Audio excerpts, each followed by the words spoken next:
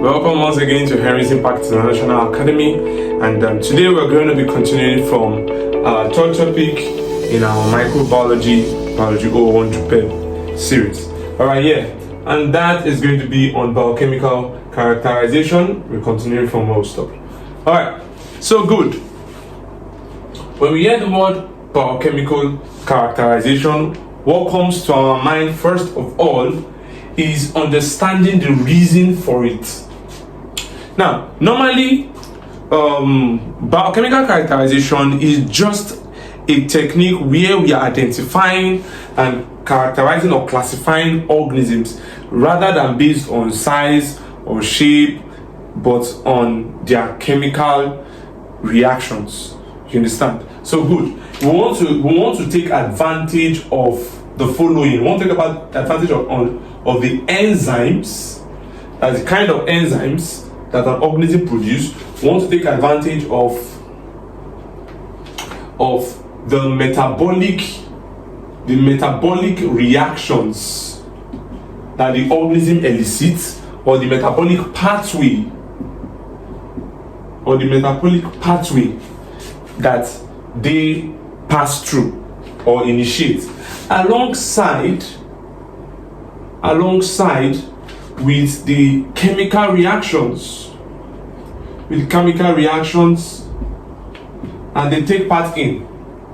So that's what we usually want to take advantage of in biochemical characterization, as a tool for doing two things: for identifying an organism or classifying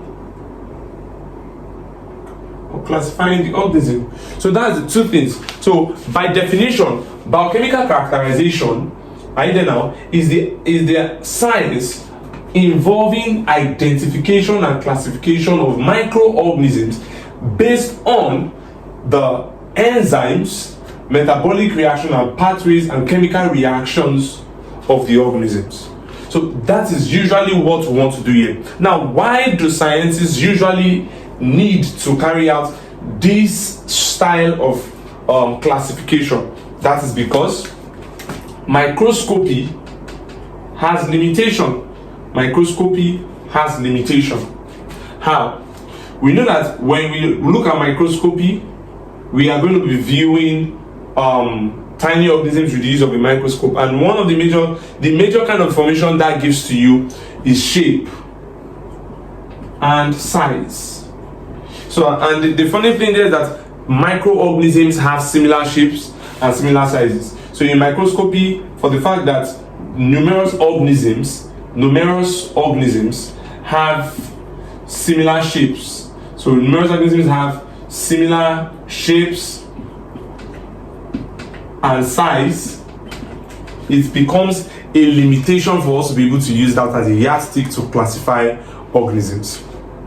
I don't know if you get what I'm saying now. So rather than just limiting ourselves to shapes and color that we see on the microscope to classify organisms, because there are less information to get from that microscopy, we will now dive into taking advantage of the biochemical reactions that these organisms tend to take part in, because not all organisms take part in the same kind of reactions. So what we do is that we create a biochemical profile for this organism based on the nature of chemical reactions they take part in. So for example, one organism now might be able to metabolize carbohydrates and might not be able to metabolize protein, or you understand? So there are a series of tests. We'll talk about those tests now. There are a series of tests that you will have to perform on these organisms to now get a profile you compare with the standard.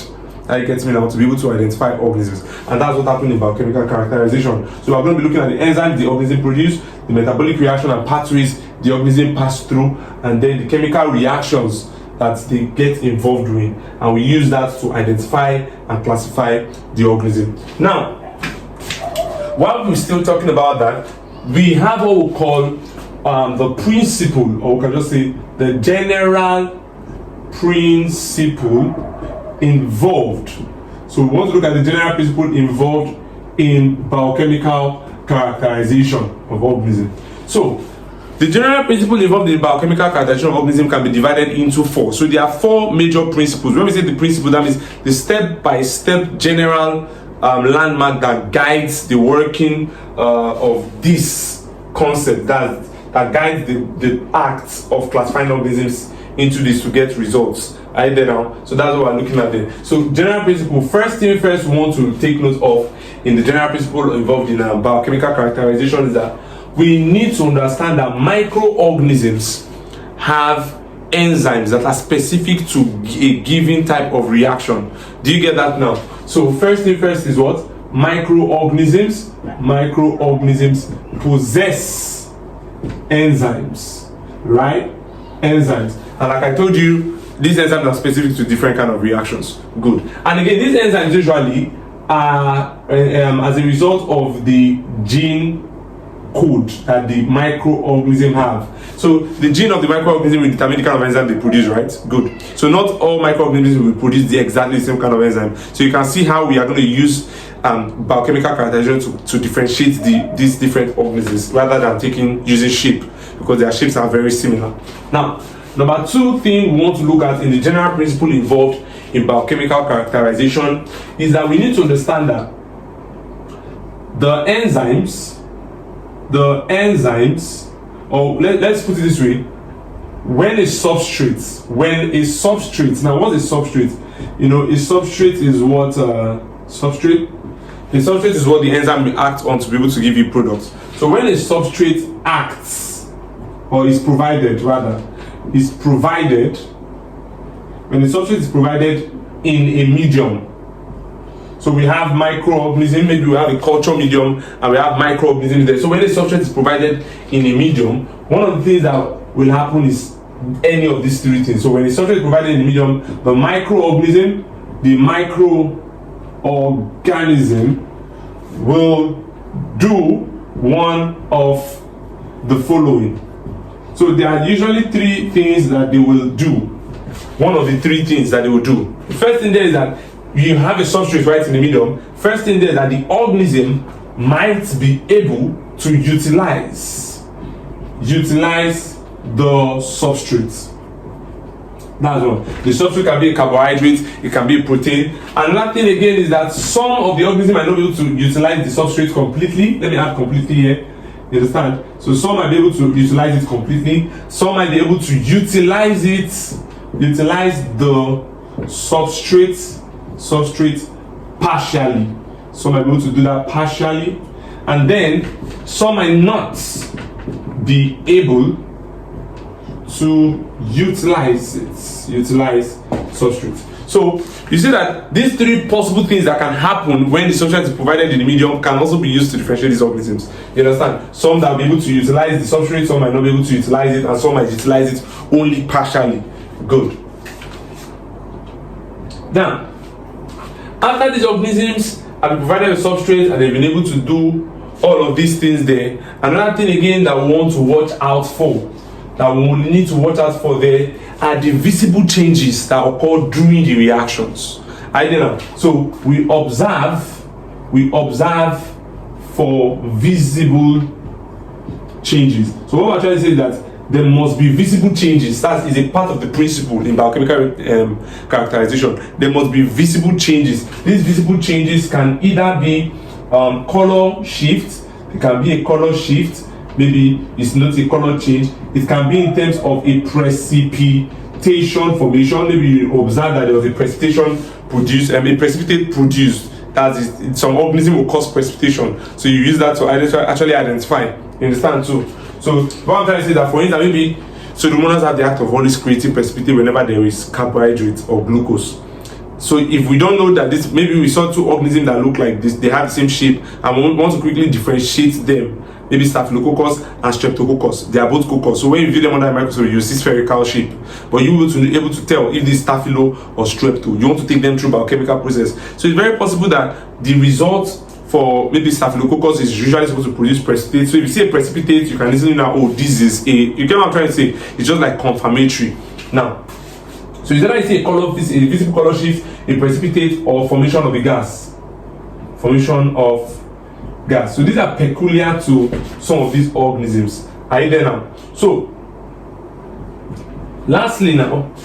finally now, all of the different things and results that I might get from this process of visible change visible changes or utilization of what they call a substrate will help you to now build, you understand, the series. So we say it's help you to build a biochemical profile for the organism you are testing, you are trying to differentiate. So we're saying that the series of biochemical tests, this test is how you subject them to substrate. What did you notice? Did they utilize it? There are different number of tests. We'll talk about the tests now.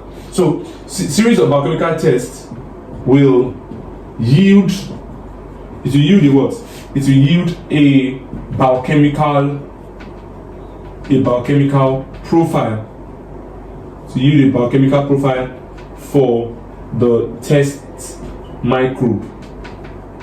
And now this profile now has to be compared with a standard, because already there's a standard biochemical profile we have of organisms. So you take the result you got compared to the standard. Maybe red precipitate is formed whenever it is streptococcus. You check the standard. You check your result. Maybe the standard is that red precipitate is formed with streptococcus in carbohydrates. You check the standard after I performed that same experiment. Did you get red? Even your result you got red in the test.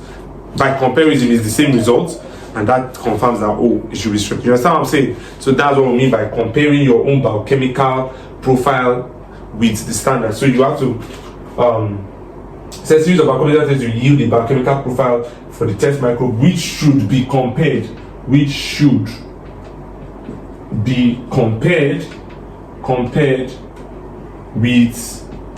a known standard.